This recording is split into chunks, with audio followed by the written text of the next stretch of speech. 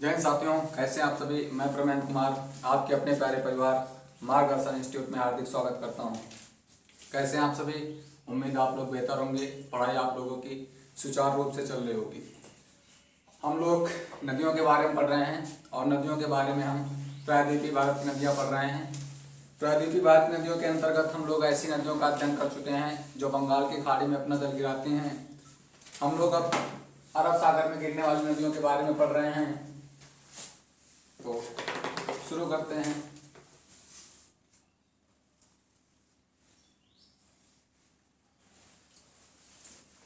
देखिए, हमने बताया था अगर बात किया जाए तो यहाँ पर कौन सा राज्य है, गुजरात। कौन सा राज्य है, गुजरात। फिर उसके बाद गुजरात के बाद महाराष्ट्र, गोवा, कर्नाटक, केरल।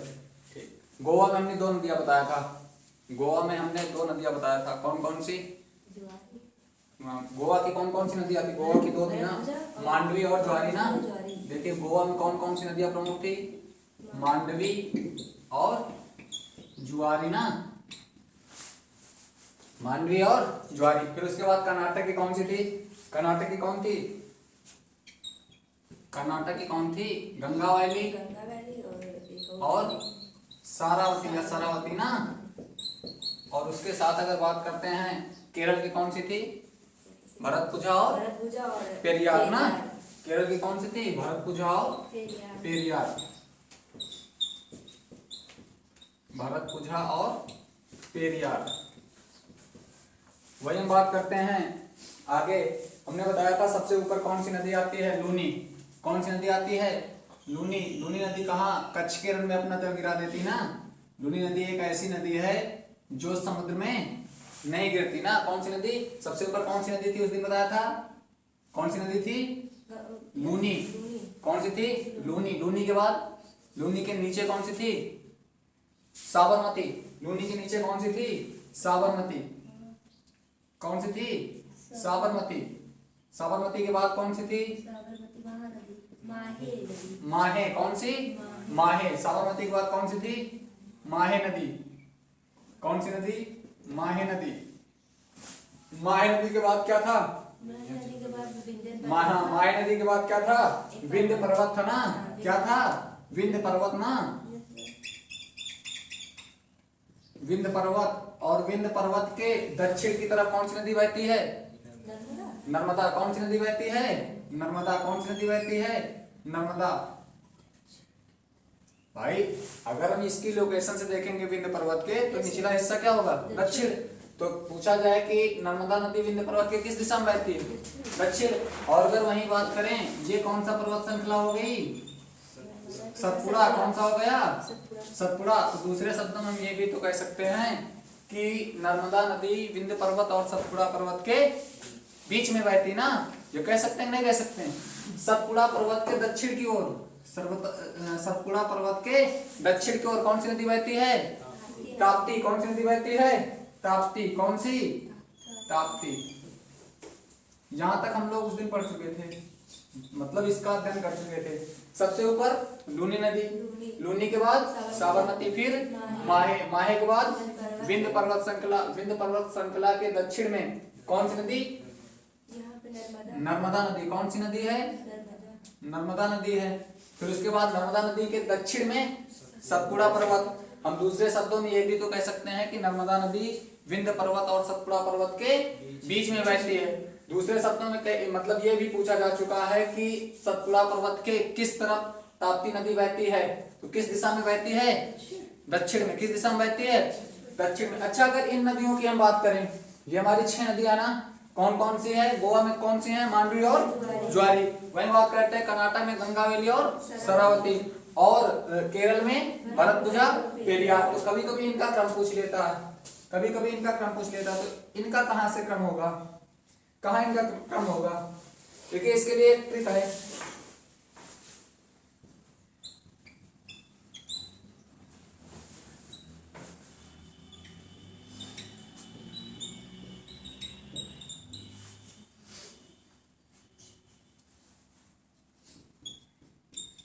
ट्रिक क्या है, कोई खास ट्रिक नहीं, याद करने के अपने अपने एक व्यूज होते हैं।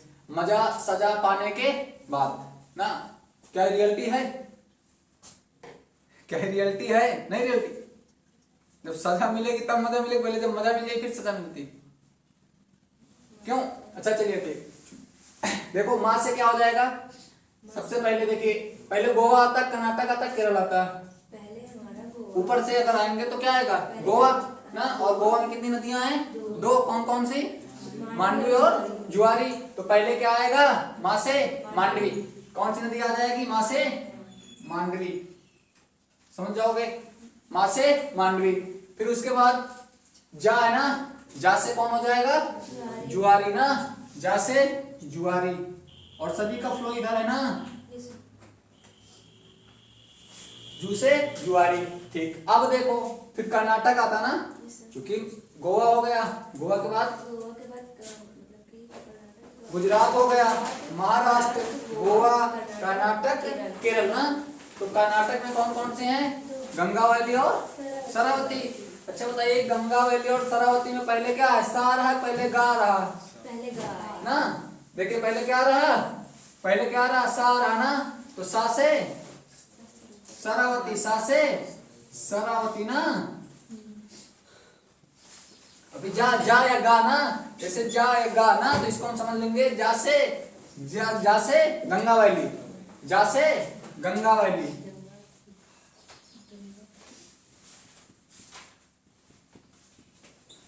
फिर उसके बाद क्या है? मजा हो गया, सजा हो गया ना। फिर उसके बाद क्या है?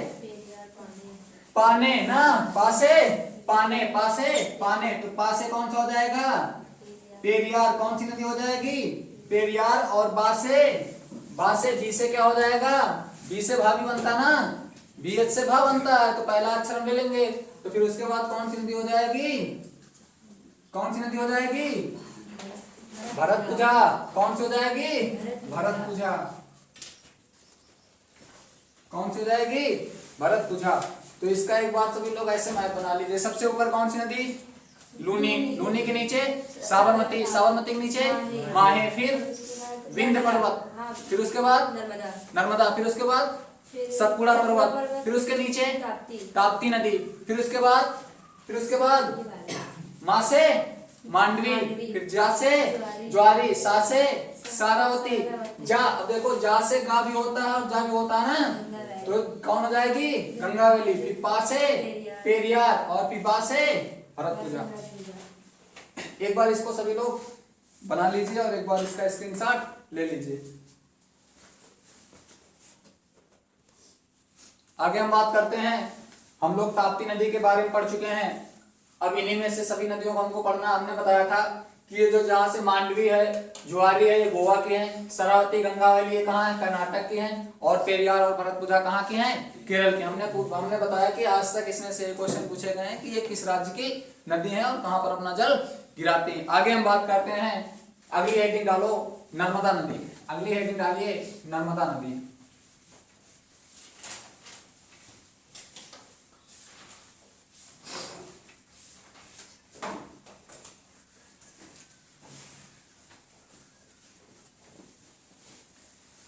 देखिए हमने तुम लोगों को बताया था पिछली क्लास में कि भारत की 3 ऐसी नदियां हैं जो रिफ्ट वैली या भ्रंश घाटी से बहती हैं। बताया था भारत की 3 ऐसी नदियां हैं जो रिफ्ट वैली या भ्रंश घाटी से बहती हैं, जिसमें से 2 दक्षिण भारत की हैं। जो 2 दक्षिण भारत की हैं, एक दक्षिण भारत की नहीं है। कौन कौन सी? एक दामोदर हो गया, नर्मदा हो गया, ताप्ती हो गया ना। तो 3 ऐसी नदियां हैं जो रिफ्ट वैली या भ्रंश घाटी से होकर बहती हैं ना। तो ताप्ती नदी हम लोग पढ़ चुके हैं। अगली हेडिंग हमने क्या बताया? हम लोग को क्या पढ़ना है? नर्मदा नदी। कौन सी नदी? नर्मदा नदी। कौन सी नदी? नर्मदा नदी। नर्मदा नदी का उद्गम स्थल कहाँ है? अच्छा, नर्मदा नदी की लंबाई कितनी है? नर्मदा नदी की लंबाई कितनी है? लगभग 1312 किलोमीटर। लगभग कितनी है? 1312 किलोमीटर। अगर हम आगे बात करते हैं इस नदी का उपनाम क्या, कौन सी है? रेवा नदी। इस नदी का उपनाम क्या है? रेवा नदी नाम से भी जानते हैं। किस नाम से जानते हैं? रेवा नदी। तीसरी इसकी पॉइंट जो है, ये एमपी की जीवन रेखा कहलाती है। एमपी की क्या कहलाती है? जीवन रेखा कहलाती है। कौन सी नदी? नर्मदा। और मध्य प्रदेश के बारे में हमने नदियों के बारे में कोई तथ्य बताया था? मध्य प्रदेश के बारे में कुछ तथ्य बताया था? हमने बताया था कि मध्य प्रदेश से अधिकांश जो प्रायद्वीपीय भारत नदियां निकलती हैं, इसलिए मध्य प्रदेश को हम नदियों का मायका कहते हैं। क्या कहते हैं? नदियों का मायका। सोया प्रदेश किसे कहते हैं? मध्य प्रदेश को। किसको कहते हैं? मध्य प्रदेश ना। अगर हम आगे बात करते हैं, इसका उद्गम कहाँ से है? इसका उद्गम कहाँ से है? कोई बता सकता है? इसका उद्गम अर्थात नर्मदा नदी का उद्गम स्थल कहाँ से है? तो राइट करिए, देखिए अमरकंटक पहाड़ी। अमरकंटक पहाड़ी। और अमरकंटक पहाड़ी कहाँ पर है? अमरकंटक पहाड़ी कहाँ है? मध्य प्रदेश ना। जबलपुर। और जबलपुर कहाँ है? मध्य प्रदेश ना। अर्थात नर्मदा नदी की बात किया जाए तो अमरकंटक पहाड़ी जबलपुर के पास से मध्य प्रदेश से नदी निकलती है। वहीं आगे हम बात करते हैं, कभी कभी अगर पर्वत की बात करें तो मैकाल पर्वत दिया रहता है ऑप्शन में। क्या दिया रहता है ऑप्शन में? मैकाल पर्वत। तो मैकाल पर्वत, अमरकंटक पहाड़ी, जबलपुर, मध्य प्रदेश। वहीं आगे हम बात करते हैं, हमने बताया इसकी लंबाई जो है 1312 किलोमीटर है। इसका जो उपनाम है रेवा नदी है। ये एमपी की जीवन रेखा कहलाती है। उद्गम स्थल कहाँ है? अमरकंटक पहाड़ी, जबलपुर। और जबलपुर कहाँ पर है? मध्य प्रदेश में। अगले पॉइंट हम राइट करते हैं, लिखिए ये नदी विपरीत दिशा में बहते हुए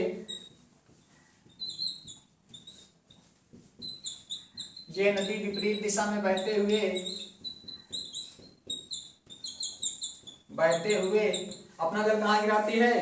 बहते हुए खंबात की खाड़ी में अपना जल गिराती है। कहाँ गिराती है? खंबात की खाड़ी में अपना जल गिरा देती है। ये नदी विपरीत दिशा में बहते हुए खंबात की खाड़ी में अपना जल गिरा देती है। देखिए, जो अगर देखा जाए, जो अरब सागर में गिरने वाली नदियां हैं, अरब सागर में गिरने वाली जो नदियां हैं, देखिए जो प्रायद्वीपीय पठार है, अगर प्रायद्वीपीय पठार की बात करें तो इसका ढाल किस तरफ है? इसका ढाल किस तरफ है? देखिए जो इसका ढाल है, इसका ढाल पूर्व की तरफ है। किस तरफ है? पूर्व की तरफ। जो पठार है, जो प्रायद्वीपीय पठार है, उसका ढाल किस तरफ है? पूर्व की ओर। तो इसीलिए विपरीत दिशा में, हमने क्या कहा? ये नदी विपरीत दिशा में बहते हुए। तो इसका मतलब ये हुआ कि जिधर पर्वतों का ढाल है उस तरफ को नहीं बहती। तो क्वेश्चन दो ही तुमको पूछे जाएंगे। कई बार पूछा गया है कि कौन सी नदियां विपरीत बहती हैं, तो नर्मदा या ताप्ती में से ऑप्शन मोस्टली दिया जाता है। क्यों? क्योंकि ये नर्मदा और ताप्ती ऐसी नदियां हैं जो ढाल के विपरीत, अर्थात ढाल पूर्व दिशा की ओर है, लेकिन ये पूर्व दिशा की ओर न बहकर किस दिशा को आती हैं? पश्चिम दिशा को। समझ बात आ गई? ठीक। यह नदी विपरीत दिशा में बहते हुए अपना जल कहाँ गिरा देती हैं? खंबात की खाड़ी में अपना जल गिरा देती हैं। वहीं अगले पॉइंट की हम बात करते हैं। और जाहिर सी बात, हमने बताया कि खंबात की खाड़ी कहाँ पर स्थित है? अरब सागर में ना। कहाँ स्थित है? अरब सागर में। और ये आप लोगों को पता है कि जो नदियां अरब सागर में अपना जल गिराती हैं वो किस चीज का निर्माण करती हैं? एस्चुरी का। किसका निर्माण करते हैं? एस्चुरी का। तो अगला पॉइंट क्या होगा? ज्वार नदमुख का निर्माण करती है ना। अगला पॉइंट क्या हो जाएगा? ज्वार नदमुख का निर्माण करती है। ज्वार नदमुख का निर्माण करती है। और अगला पॉइंट हम बताएं, यहां से एक पॉइंट क्या बन रहा? फिगर देखो सभी लोग, इसको और हम क्या कह सकते हैं? नर्मदा नदी विंध्य पर्वत श्रृंखला और सतपुड़ा पर्वत श्रृंखला के बीच में बहती ना। तो अगला पॉइंट लिखिए, नर्मदा नदी विंध्य पर्वत श्रृंखला, विंध्य पर्वत श्रृंखला और सतपुड़ा पर्वत श्रृंखला के बीच में बहती है। कहां बहती है? बीच में बहती है ना। फिगर में देखो, विंध्य पर्वत श्रृंखला। अगर वहीं बात किया जाए, नर्मदा नदी विंध्य पर्वत के किस दिशा में बहती है? नर्मदा नदी विंध्य पर्वत के किस दिशा में बहती है? दक्षिण में। किस दिशा में? दक्षिण में। और सतपुड़ा पर्वत के उत्तर में ना। किसमें? उत्तर में। अच्छा कह दिया जाए कि विंध्य पर्वत किन दो नदियों के बीच है? विंध्य पर्वत किन दो नदियों के बीच है? माहे और नर्मदा के, माहे और नर्मदा के बीच है। सभी लोग इसको राइट कर लीजिए।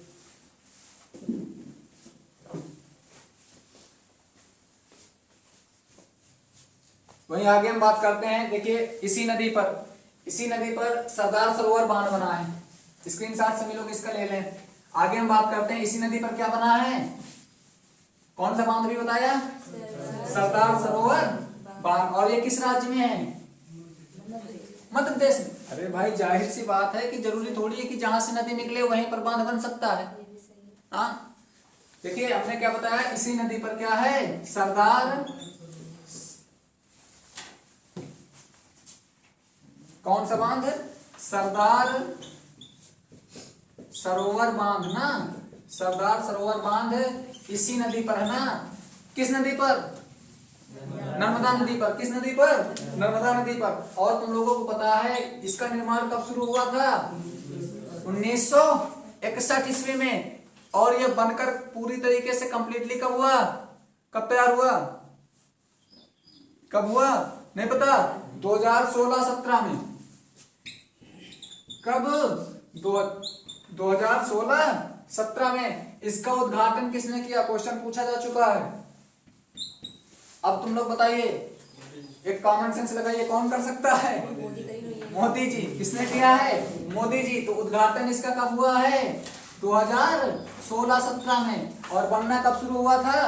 1961 ईस्वी में ना। और इस पे जो बांध बना है वो कौन सा बांध है? सरदार सरोवर बांध। बात करते हैं ना, देखिए भारत में सबसे ज्यादा पानी ना, भारत में सबसे ज्यादा पानी संग्रहित करने वाला बांध कौन सा है? सरदार सरोवर बांध। तो अगला पॉइंट क्या रहेगा? भारत में सबसे ज्यादा पानी कंट्रोल करने वाला बांध। अगला पॉइंट राइट कर लीजिए, सबसे ज्यादा पानी कंट्रोल करने वाला बांध, सबसे ज्यादा पानी संग्रहित ना, संग्रहित करने वाला बांध, संग्रहित करने वाला बांध।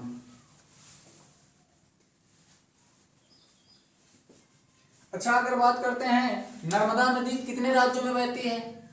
2 राज्य तो हम पढ़ चुके हैं, 2 राज्यों का अध्ययन तो हम कर चुके हैं डायरेक्टली, चूंकि जहां से निकली है वो राज्य हो गया, जहां पर बांध बनाया वो राज्य हो गया। तो 2 राज्य तो जाहिर सी बात हो गए। कौन कौन से हो गए? कौन कौन से हो गए?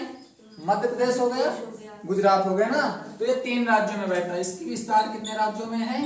3 राज्यों में। कहां कहां पर?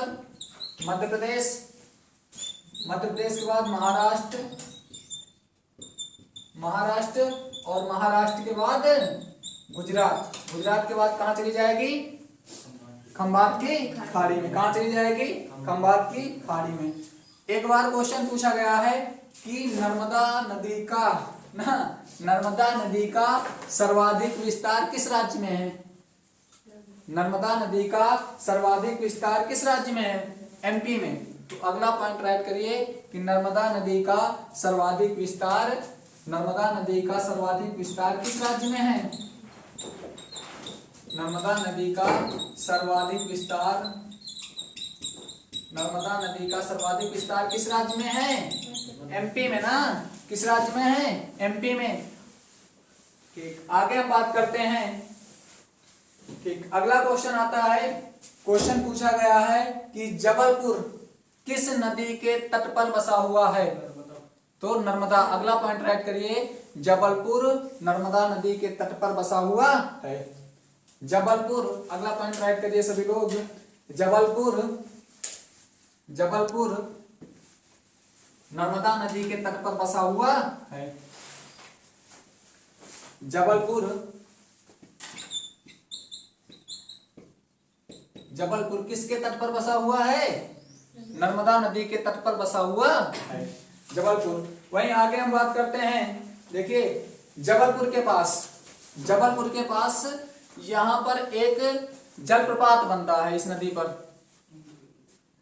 हमने क्या बताया? देखिए सुनिए, जो नदियां दक्षिण भारत की नदियां हैं, जो नदियां दक्षिण भारत की नदियां हैं और जो नदियां अरब सागर में अपना जल गिराती हैं, मोस्टली इन्हीं नदियों का वेग तीव्र है, इन्हीं नदियों पर हाइड्रोइलेक्ट्रिसिटी का निर्माण मोस्टली होगा और इन्हीं नदियों पर अधिकतर जलप्रपात भी बनेंगे। बात समझ नहीं समझ? तीन चीजें बताया, क्या क्या? जलप्रपात, जल विद्युत परियोजना और हमने बताया कि जो नदियां अरब सागर में अपना जल गिराएंगी सर्वाधिक तीव्र वेग के साथ, जब तीव्र वेग के साथ आएंगी तो जाहिर सी बात जलप्रपात बनेगा, और जब जलप्रपात बनेगा तो जब तीव्र गति से रहेंगी तो वहीं पर जल विद्युत परियोजनाएं भी लगाई जाएंगी। बस हम नहीं तो अगला पॉइंट राइट करिए, देखिए जबलपुर के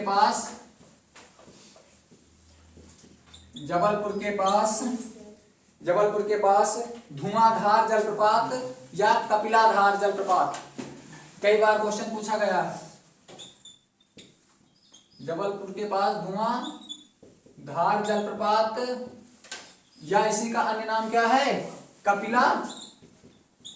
कपिलाधार जलप्रपात इसी नदी पर है, जलप्रपात समझते हो ना सब लोग? जलप्रपात समझते हो? नहीं समझते? चलिए ठीक, देखो किसे कहते हैं।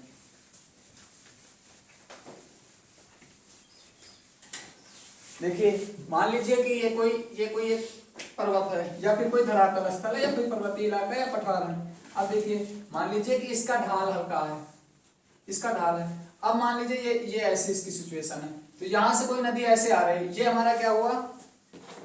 ये हमारा धरातल मान सकते हो या इसी को हम क्या मान सकते हैं?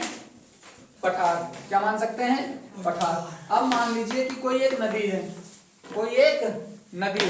और ये जो नदी आ रही ना, ये नदी ऐसे आएगी और ऐसे आने के बाद ये देखो यहाँ पर आ गई ना, एकाएक गिर गई ना। जब एकाएक गिर गई तो यही क्या कहलाती है? जलप्रपात। यही क्या कहलाता है? जलप्रपात। अब देखिए जहां पर ये गिरेगी तो ऐसे तो रहेगा नहीं, जहां पर ये गिरेगी वहां पर ये ऐसे गड्ढा टाइप में बनाएगी कि नहीं बनाएगी? क्योंकि जहां पर इसकी धारा गिरेगी वहां पर गड्ढा टाइप में बन जाएगा। तो देखिए ये यहाँ से आ रही है, आने के बाद ये जो धारा है जो नीचे को आ गई, ये क्या कहलाता है? वाटरफॉल, जलप्रपात ना। क्या कहलाता है? जलप्रपात। तो कौन सा जबलपुर के पास कौन सा जलप्रपात है? धुआंधार जलप्रपात या इसी का अन्य नाम क्या है? कपिलाधार जलप्रपात। कौन सा? कपिलाधार जलप्रपात। वहीं हम बात करते हैं भेड़ा घाट के पास। सुनिए इसका और समझ लीजिए। भेड़ा घाट कहां पर? जबलपुर के पास। किस घाट के पास? भेड़ा घाट के पास संगमरमर की चट्टानें हैं। कौन से हैं? संगमरमर की चट्टानें हैं। और यहाँ पर संगमरमर की चट्टानें होने के कारण इसका जो है जाहिर सी बात है कि कपिलाधार, मतलब ये दुग्ध की तरह होता है, इसलिए इसका नाम कपिलाधार जलप्रपात भी है। भेड़ा घाट के पास संगमरमर की चट्टानें पाई जाती हैं जो कि जबलपुर के पास है, और वहीं पर जब यह जलप्रपात गिरता है तो इसीलिए इसका अन्य नाम कौन सा हो गया? कपिलाधार जलप्रपात। ठीक, आगे हम राइट करते हैं। अगला पॉइंट राइट करिए, लिखिए नर्मदा नदी दक्षिण भारत की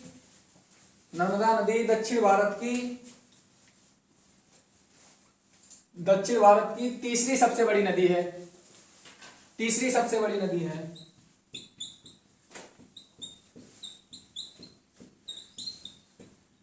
लेकिन कहाँ की? भारत की नहीं, दक्षिण भारत। या फिर दूसरा नाम प्रायद्वीपीय भारत।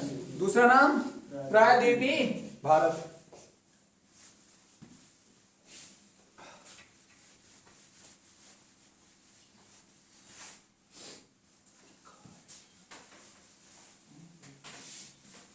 ठीक, अगला डाल लो। अगला इसी के अंतर्गत अभी हम लोग पढ़ते हैं। लिखिए 5 प्रमुख नदियों का विस्तार। ऐसे नाम लिख लीजिए, 5 प्रमुख नदियों की विस्तार या लंबाई कुछ डाल लीजिए। सबसे लंबी नदी भारत में कौन सी है? भारत की हम बात करते हैं, गंगा। लंबाई 25 किलोमीटर। अब बात करते हैं दूसरी, भारत की दूसरी गोदावरी हम लोग पढ़ चुके हैं, बताया प्रायद्वीपीय भारत की पहली तथा भारत की दूसरी। दूसरी नदी क्या हो जाएगी? गोदावरी। और गोदावरी की लंबाई कितनी है? 1465। कितनी है? 1465। तीसरी बड़ी नदी कौन सी हो गई? कृष्णा। कौन सी हो गई? कृष्णा। कृष्णा कितनी हो जाएगी? 1400। और हमने बताया कि ये लगभग में है, जो हिमालयन नदियां हैं उनका एग्जैक्ट डाटा है, उसके बाद जो और नदियां हैं उसमें 1-2 किलोमीटर का डिफरेंस हो सकता है ऑप्शन में दिखने को मिले, तो उससे कंफ्यूजन ना होना। ठीक, आगे राइट करिए। 3 हो गई ना। अगली कौन सी है? यमुना। कौन सी नदी है? यमुना। और यमुना के बाद कौन सी नदी है? नर्मदा। कौन सी नदी है? नर्मदा। यमुना नदी की लंबाई कितनी है?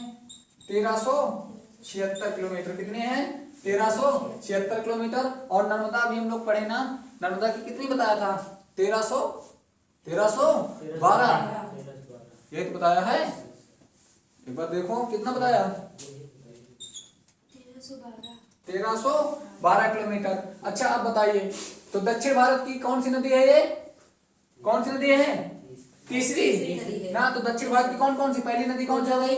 गोदावरी। दूसरी कृष्णा। और तीसरी नर्मदा ना, क्योंकि गंगा और यमुना ये दक्षिण भारत या प्रायद्वीपीय भारत की नदियां नहीं है। इसका एक बार एग्जाम में क्रम पूछा जा चुका है ना, इसका क्रम पूछा जा चुका है कि विस्तार के आधार पर इसमें आप लोगों को लगाने को विकल्प आए थे। इतना यहां तक समझ में आ गया सबको? आगे चला जाए। ठीक, आगे हम बात करते हैं। देखिए, इसकी अगर हम बात करते हैं सहायक नदियां की, किसकी? नर्मदा नदी की सहायक नदियां।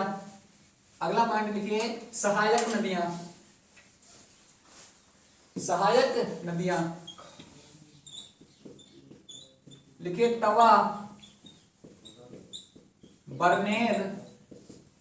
तवा हो गया, बरनेर हो गया, बरना हो गया, तवा हो गया, बरनेर हो गया, बरना हो गया। अगला क्या है? शक्कर। क्या हो गया? शक्कर। फिर माचक। माचक। माचक। माचक के बाद राइट करिए बंजारा। बंजारा। और बंजारा के बाद दूधी आदि। बंजारा के बाद दूधी आदि। यहां तक समझ में आ गया? सभी लोग एक बार इसका स्क्रीनशॉट कर लें।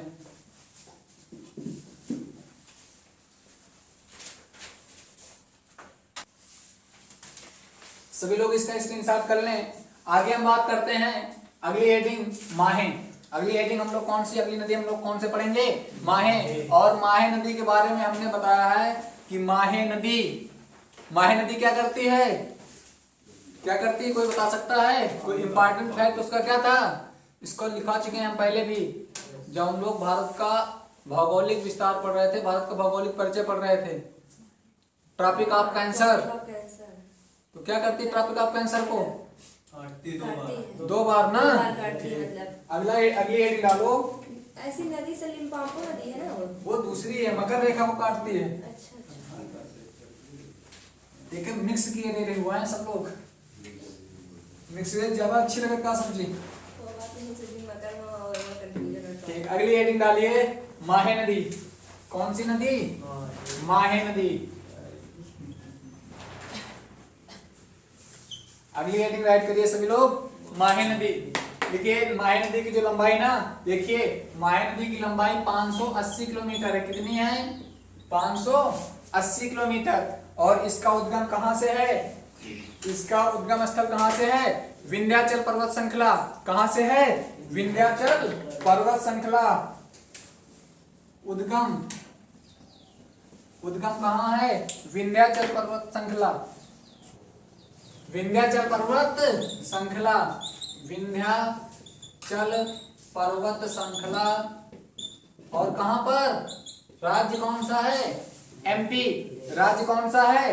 एमपी। ठीक, और उसके बाद सुनिए, एक बार क्वेश्चन ये पूछा गया है कि माहे नदी किस राज्य में कर्क रेखा को 2 बार काटती है?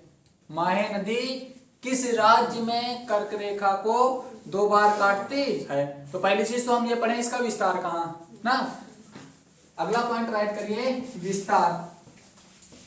विस्तार तो जिस राज्य से निकलती वहां तो इसका विस्तार होना है, ये तो कोई इसमें वो है नहीं। तो हो जाएगा एमपी राजस्थान, एमपी राजस्थान और गुजरात, एमपी राजस्थान और गुजरात। अगला पॉइंट राइट करिए माहे नदी कर्क रेखा को दो बार काटती है। माहे नदी किस रेखा को? कर्क रेखा। अच्छा कर्क रेखा का विस्तार, कर्क रेखा की लोकेशन कितनी है? अरे 8 डिग्री तुम रटे हो सब लोग। वो तो भारत का अक्षांशीय और देशांतरी विस्तार है। जीरो के जब ऊपर हम चलते हैं तो 23.5 से उत्तर की ओर जो काल्पनिक रेखा खींची गई है वो कौन सी रेखा कहलाती है? कर्क रेखा ना। वही तो पूछ रहे हैं। माहे नदी कर्क रेखा को कितने बार काटती है? कर्क रेखा को 2 बार काटती है। कितने बार काटती है? 2 बार काटती है। और अभी हमने पूछा है, क्या पूछे थे? क्या पूछे थे? ये पूछे थे कि मतलब किस राज्य में? हाँ किस राज्य में? तो किस राज्य में बताइए? किस राज्य में? राजस्थान। किस राज्य में? राजस्थान राज्य में। राजस्थान राज्य में क्या माहे नदी ना, माहे नदी कर्क रेखा को 2 बार काटती है। राजस्थान राज्य में माहे नदी कर्क रेखा को कितने बार काटती है? 2 बार काटती है। कितने बार काटती है? 2 बार काटती है। 2 काटती नहीं भाई, 2 बार काटती ना, 2 बार काटती है। इसका मतलब समझ गए? इसका मतलब समझ गए नहीं समझे? समझ गए? ठीक। देखो इसका मतलब ये होगा, जैसे मान लीजिए ये नदी है, ये राजस्थान है, ये मान लीजिए राजस्थान है, ये नदी इसकी आई और ये गई एक बार और इसकी फिर ये आ गई, ये 2 बार।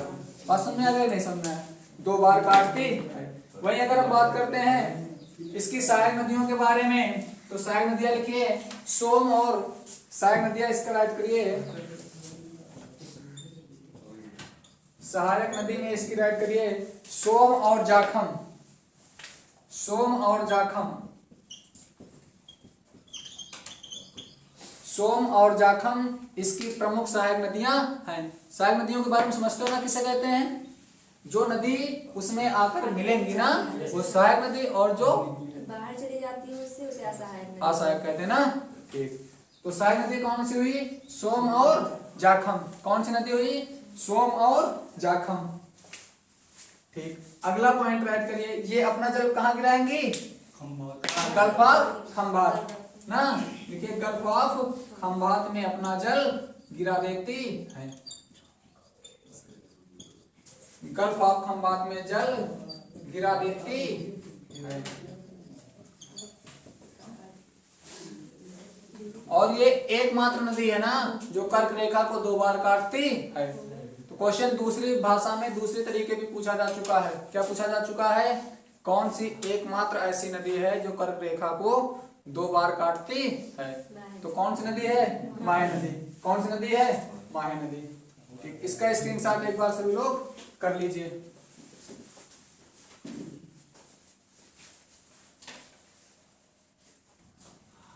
वहीं आगे हम बात करते हैं अगली अगली नदी हम लोग पढ़ेंगे लूनी नदी।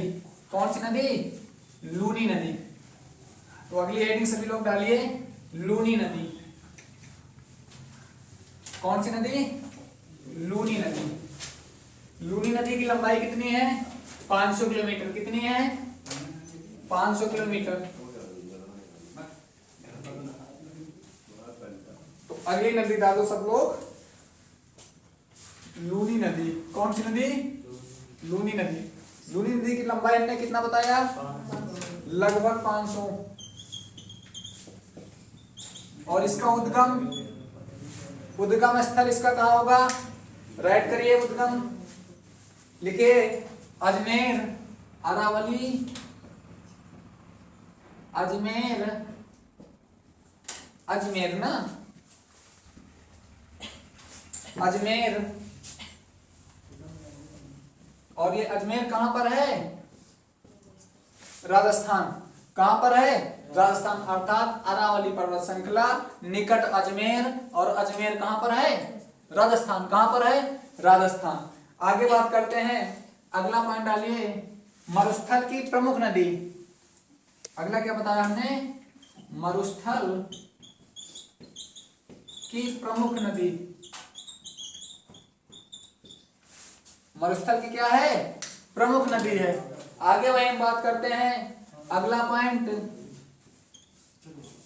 खारे पानी की एकमात्र नदी। खारे पानी की, झील नहीं भैया, नदी की बात हो रही, खारे पानी की एकमात्र नदी। खारे पानी की एकमात्र नदी। वहीं अगले हम बात करते हैं, कहां कहां जाएगी ये, किस राज्य से निकली है, राजस्थान से। कहां जाती है, जल कहां गिराती है, कच्छ में। तो कच्छ कहां पर है, गुजरात में। तो कितने राज्यों में इसका विस्तार है, 2, राजस्थान गुजरात। राजस्थान और गुजरात, राजस्थान और गुजरात।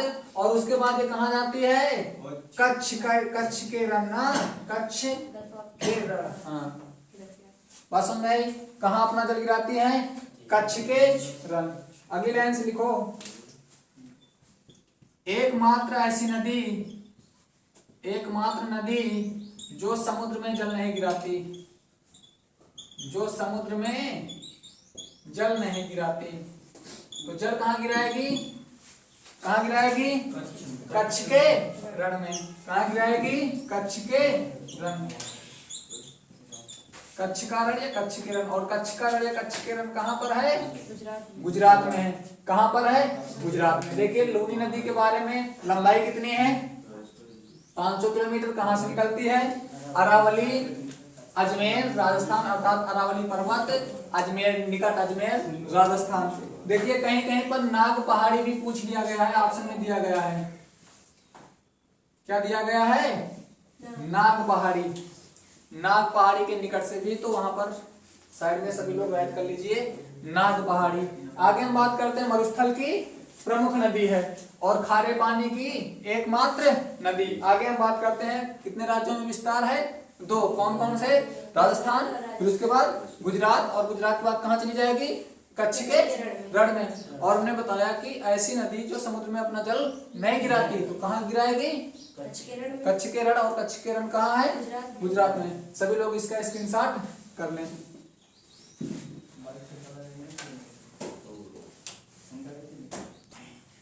आगे हम बात करते हैं, अगली हेडिंग डालिए, अगली नदी का नाम साबरमती नदी। कौन सी नदी, साबरमती नदी। तो अगली हेडिंग सभी लोग डालिए, साबरमती नदी।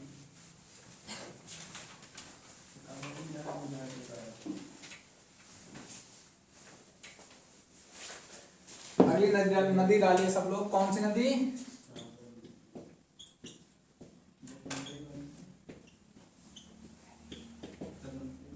साबरमती नदी।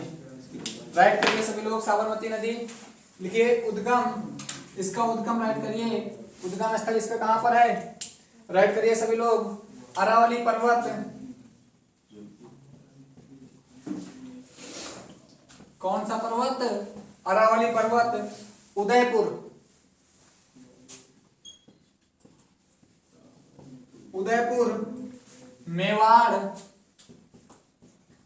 और ये सब कहां पर है, ये सब कहां है, राजस्थान में। कहां है, राजस्थान। सबसे प्राचीन पर्वत श्रृंखला कौन सी है, अरावली। तो राजस्थान में वर्षा क्यों होती है, कम। राजस्थान में क्यों मरुस्थल पाए जाते हैं, जब सबसे प्राचीन पर्वत श्रृंखला अरावली है, तो वहां पर सबसे कम वर्षा क्यों होती है।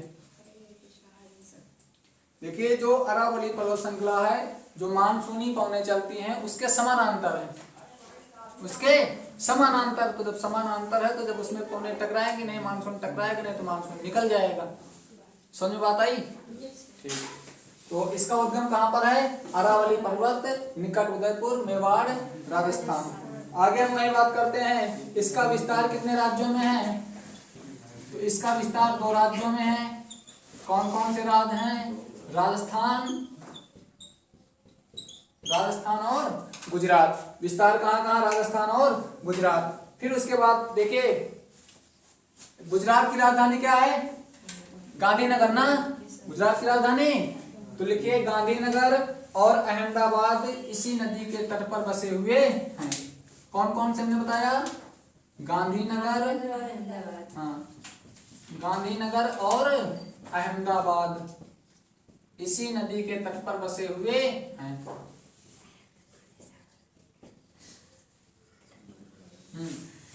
इतनी बात समझ में आ गई? देखो एक बार क्वेश्चन इस तरह पूछा गया है कि गुजरात राज्य की राजधानी किस नदी के तट पर बसी है? गुजरात राज्य की राजधानी किस नदी के तट पर है? साबरमती। किस नदी के तट पर है? साबरमती। और ये अपना जल कहाँ गिराएंगी? कहाँ गिराएगी? खंभात की खाड़ी में। हाँ ठीक, गलफाब खंभात, खंभात की खाड़ी में क्या करेंगी? जल गिरा देती है। क्या करती? जल गिरा देती है। ठीक, सभी लोग इसका स्क्रीनशॉट कर लें।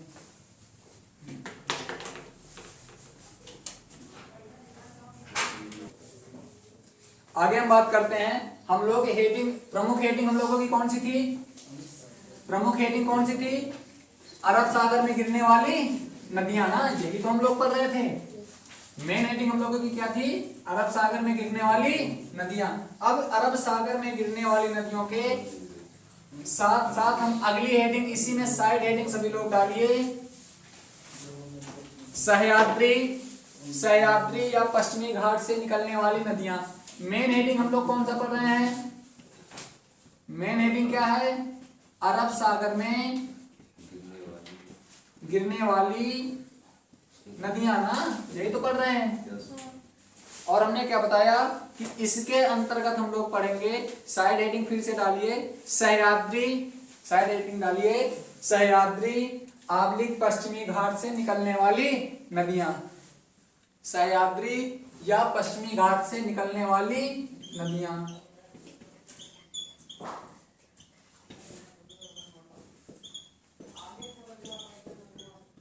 सह्याद्री या पश्चिमी घाट से निकलने वाली नदियां। देखिए पश्चिमी घाट को हम किस अन्य नाम से जानते हैं? सह्याद्री। किस नाम से जानते हैं? सह्याद्री। अच्छा घाट समझते हो? घाट समझते हो? ठीक, गंगा घाट ना। जैसे तुमने कहा, सुना होगा कहीं पर अगर आप नदी नहाने जाते हो तो सुने होंगे कि कच्चा घाट पक्का घाट। घाट का मतलब एक ऐसा हिस्सा जहां पर पानी हो, उसके किनारे जहां से पानी उस नदी की शुरुआत हो ना, अर्थात धरातल और पानी, तो वही तो घाट कहलाता है। तो देखिए जो इधर है, इधर समुद्र है ना, इधर कौन सा सागर है? इधर कौन सा सागर है? अरब सागर। तो यहाँ पर ये वाला हिस्सा क्या कहलाएगा? पश्चिमी घाट। क्या कहलाएगा? पश्चिमी घाट। और इधर बंगाल की खाड़ी है, तो ये वाला हिस्सा क्या कहलाएगा? पूर्वी घाट। तो पश्चिमी घाट को हम किस अन्य नाम से जानते हैं? सह्याद्री। ये भी पूछा जा चुका है कि पश्चिमी घाट को हम अन्य किस नामों से जानते हैं? तो किस नाम से जानते हैं? सह्याद्री। किस नाम से जानते हैं? सह्याद्री। देखिए हमने बताया कि यहां से निकलने वाली नदियां, राइट करिए। देखिए इसमें राइट करते रहिए सब लोग। लिखिए, बोला जाए? ठीक, लिखिए। लिखिए इन नदियों का वेग बहुत ही तीव्र, इन नदियों का वेग बहुत ही तीव्र, बहुत ही तीव्र होता है। इन नदियों का वेग बहुत ही तीव्र होता है क्योंकि पश्चिमी घाट का, क्योंकि पश्चिमी घाट का पश्चिमी ढाल, काम करके लिखना, पश्चिमी ढाल कगार मुहा है, कगार मुहा है। पश्चिमी घाट का पश्चिमी ढाल कैसा है? कगार मुहा। देखिए कगार मुहा क्या, सुनिए कगार मुहा क्या। जैसे मान लीजिए धरातल है और ये ऐसे आ गया, बात समझने की कोशिश करो। मान लीजिए ऐसी इसकी स्थिति है, देखिए ये नदी आ रही ना, अगर ये नदी यहाँ से अगर नीचे आ रही ना, अगर हम नीचे आ रहे तो इसका ढाल जो है, इसका जो वेग है तीव्र हो जाए कि नहीं? तो इसका वेग तीव्र हो गया। तो इसीलिए किसमें बहती है नदियां? तीव्र वेग के साथ बहती हैं। किसके साथ बहती हैं? तीव्र वेग के साथ। और सुनिए सह्याद्री या पश्चिमी घाट से निकलने वाली नदियां हमारी कौन कौन सी हैं?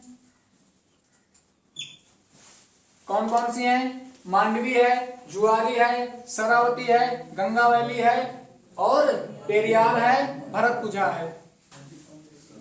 बात समझ में? ठीक, आगे राइट करिए। देखिए पश्चिमी घाट से, अगला पॉइंट राइट करिए। पश्चिमी घाट से निकलकर अरब सागर में गिरने वाली, पश्चिमी घाट से निकलकर अरब सागर में गिरने वाली नदियों के जल के दो स्रोत हैं। नदियों के जल के दो स्रोत हैं। नदियों के जल के दो स्रोत हैं। नंबर 1 जून से सितंबर। नंबर एक हम लोग क्या पढ़ेंगे? जून से सितंबर।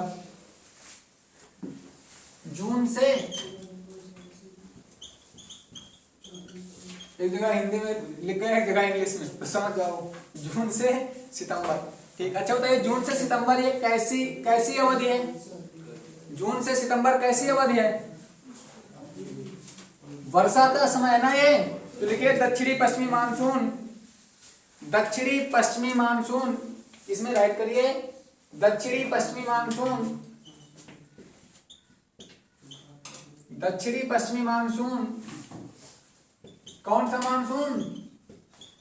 राइट करिए, इसको भी समझा रहे हैं। लिखिए दक्षिणी पश्चिमी मानसून पश्चिमी घाट से टकराकर खूब वर्षा करता है।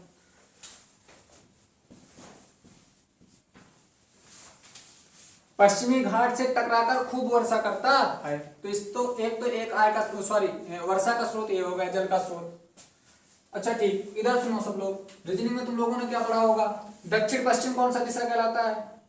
दक्षिण पश्चिम कौन सा होगा? ये होगा ना, ये तो होगा, ये होगा ना। आप सुनिए, ये दक्षिण पश्चिम हुआ ना।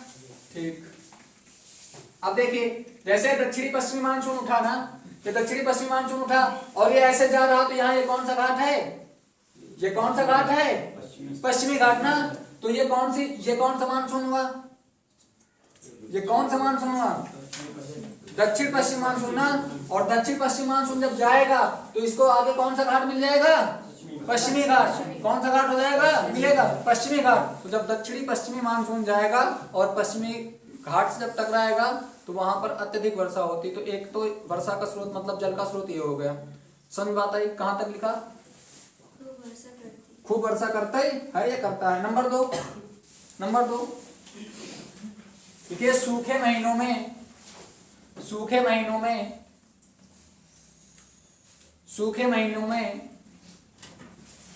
प्रायद्वीपीय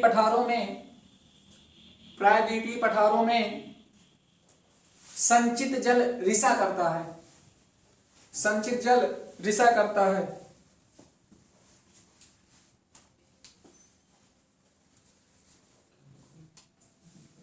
संचित जल रिसा करता है।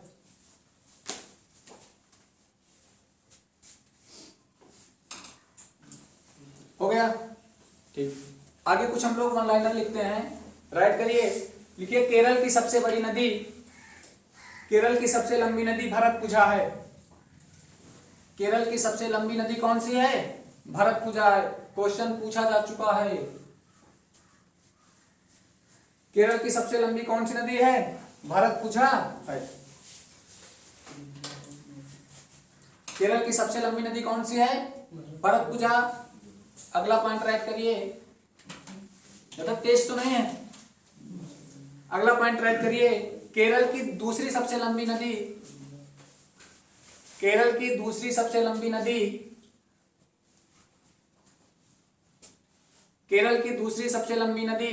पेरियार है। कौन सी है? पेरियार। सबसे लंबी नदी केरल की कौन सी है? केरल की सबसे लंबी नदी भरतपुझा ना, और दूसरे नंबर पे पेरियार ना। अगली लाइन से अगला पॉइंट राइट करिए। पांबा नदी केरल राज्य में बहती है। कौन सी नदी? पांबा। ये लिखा है पाम्बा। पाम्बा नदी केरल राज्य में बहती है।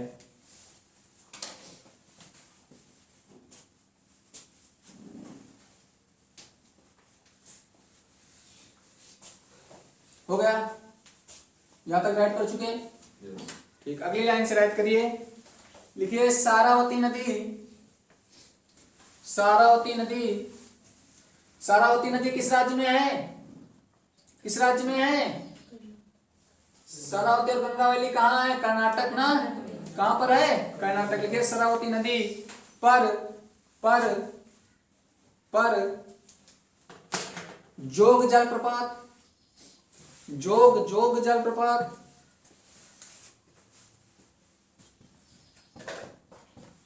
या गरसोप्पा जलप्रपात, गरसोप्पा जलप्रपात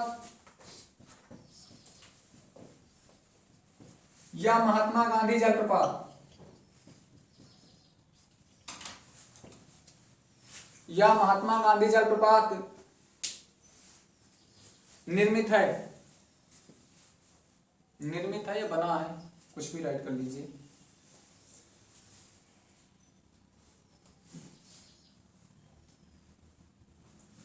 हो गया। जिसकी ऊंचाई 271 मीटर है। किसकी ऊंचाई? हाँ, जोग का अन्य नाम क्या है? गरसोप्पा, या इसका अन्य नाम क्या है? महात्मा गांधी। इसकी ऊंचाई 271 मीटर है। इसकी ऊंचाई 271 मीटर है।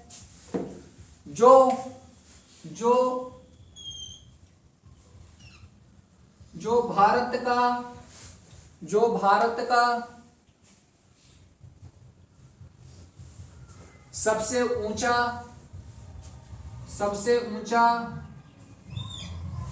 ऊंचा सीधा गिरने वाला जलप्रपात है।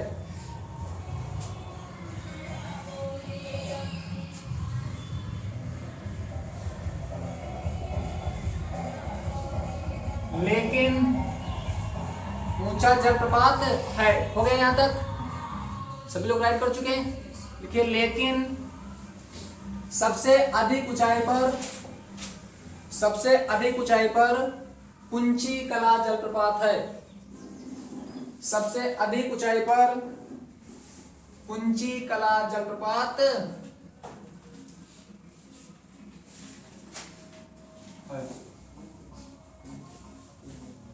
लेकिन सबसे अधिक ऊंचाई पर कुंची कला जलप्रपात है।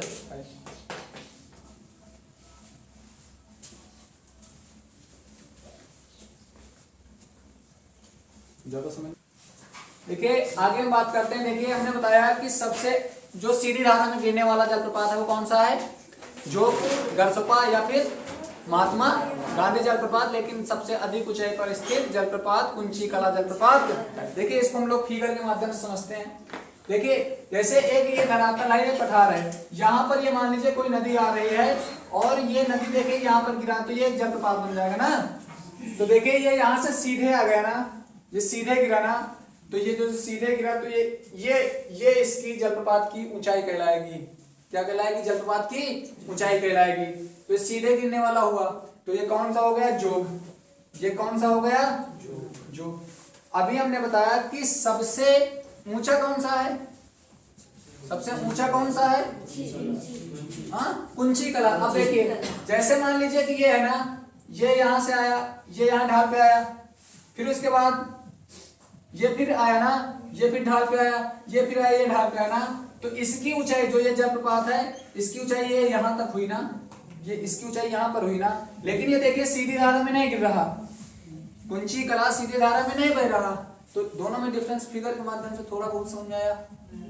समझ में आया? तो सभी लोग इसका स्क्रीनशॉट कर लीजिए। कैसी लगी क्लास कमेंट में जरूर बताएं। क्लास को अधिक से अधिक लाइक करें, चैनल को सब्सक्राइब करें। मिलते हैं अगले एपिसोड में। जय हिंद, जय भारत।